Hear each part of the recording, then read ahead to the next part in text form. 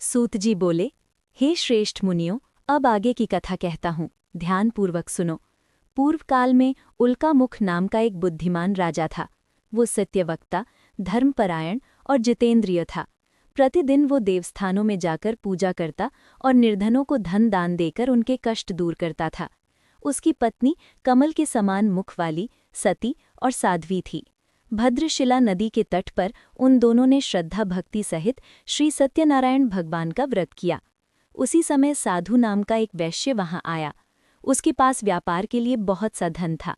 राजा को व्रत करते देखकर वो विनयपूर्वक बोला, हे राजन, आप भक्तिभाव से पूर्ण होकर ये क्या कर रहे हैं? मैं इसे सुनने की इच्छा रखता हूँ, कृपा करके मुझे बताइए। राजा बोले, हे साधु, मैं अपने बंधु बांधवों सहित पुत्र प्राप्ति के लिए महाशक्तिमान श्री सत्यनारायण भगवान का व्रत और पूजन कर रहा हूँ। राजा के वचन सुनकर साधु आदर से बोला, हे राजन, कृपा इस व्रत का संपूर्ण विधान मुझे भी बताइए। आपके कथनानुसार मैं भी इस व्रत को करूँगा। मेरी भी संतान नहीं है और इस व्रत से निश्चित ही संतान की प्राप्ति होगी। राजा से व्रत का संपूर्ण विधान सुनकर साधु व्यापार से निवृत्त होकर अपने घर चला गया। उसने अपनी पत्नी लीलावती से कहा, हे प्रिय, ये व्रत संतान देने वाला है। जब हमारी संतान होगी तब मैं अवश्य ये व्रत करूँगा। कुछ समय पश्चात श्री सत्यनारायण भगवान की कृपा से लीलावती गर्भवती हुई। 10वें महीने में उसने एक सुंदर कन्या को जन्म दिया। वो कन्या दिन प्रतिदिन ऐसे बढ़ने लगी जैसे शुक्ल पक्ष का चंद्रमा बढ़ता है। माता पिता ने उसका नाम कलावती रखा। एक दिन लीलावती ने मधुर वाणी में पति से कहा, हे प्रिय, आपने जो सत्यनारायण व्रत करने का संकल्प लिया था, अब उसे पूरा करने का समय आ गया है। साधु बोला, हे प्रिय, मैं ये व्रत अपनी पुत्री के विवाह पर करूँगा।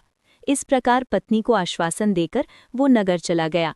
कलावती पिता के घर रहकर धीरे धीरे बड़ी होने लगी। एक दिन साधु ने नगर में अपनी पुत्री को सखियों के साथ देखा। तुरंत दूत को बुलाकर कहा, मेरी पुत्री के योग्य वर देख कर आओ। दूत कंचन नगर गया और वहां से एक सुयोग्य वाणिक पुत्र को ले आया। साधु ने बंधु बांधवों को बुलाकर कन्या का विवाह कर दिया, परंतु दुर्भाग्यवश उसने अब भी श्री सत्यनारायण भगवान का व्रत नहीं किया। इससे भगवान कुपित हो गए और साधु को दुख का श्राप दिया। साधु अपने जमाई के साथ समुद्र तट के पास स्थित रत्नसारपुर नगर पहुंचा। वहां दोनों मिलकर राजा चंद्रकेतु के नगर में व्यापार करने लगे। उसी समय भगवान की माया से एक चोर राजा का धन चुराकर भाग रहा था। सिपाहियों को पीछा करते देख उसने वो धन साधु और उसके जमाई के ठहरने के स्थान पर रख दिया। सिपाहियों ने वहां राजा का धन देखा और ससुर जमाई दोनों को बांधकर राजा के पास ले गए। राजा की आज्ञा से दोनों को कठोर कारावास में डाल दिया गया और उनका सारा धन छीन लिया गया। इधर श्री सत्यनारायण भगवान के श्राप से लीलावती भी अत्यंत दुखी हो गई। घर का बचा खुचा धन भी चोर ले गए। भूख प्यास से व्याकुल कलावती अन्न की खोज में एक ब्राह्मण के घर गई।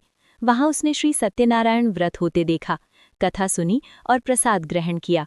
रात को घर लौटकर माता ने पूछा, हे पुत्री, अब तक कहाँ थी, क्या देखा? कलावती बोली, हे माता, मैंने ब्राह्मण के घर श्री सत्यनारायण भगवान का व्रत देखा है। ये सुनकर लीलावती ने परिवार सहित भगवान का पूजन किया और प्रार्थना की, हे प्रभु, मेरे पति और जमाई को शीघ्र मुक्त करें और हमारे अपराध क्षमा करें। भगवान संतुष्ट हो गए। उन्होंने राजा चंद्रकेतु को स्वप्न में दर्शन देकर कहा, हे राजन, उन दोनों वैश्यों को मुक्त करो और उनका धन लौटा दो, अन्यथा मैं तुम्हारा राज्य, धन और संतान नष्ट कर दूंगा। प्रातःकाल राजा ने सभा में स्वप्न सुनाया और दोनों को मुक्त कर बुलाया। राजा बोला, हे महानुभावों, अब तुम्हें कोई भय नहीं। राजा ने उन्हें नए वस्त्र आभूषण पहनाए और लिया हुआ धन दुगना लौटाया। दोनों वैश्य आनंदपूर्वक अपने घर लौट गए। इति श्री सत्यनारायण व्रत कथा का 3य अध्याय संपूर्ण।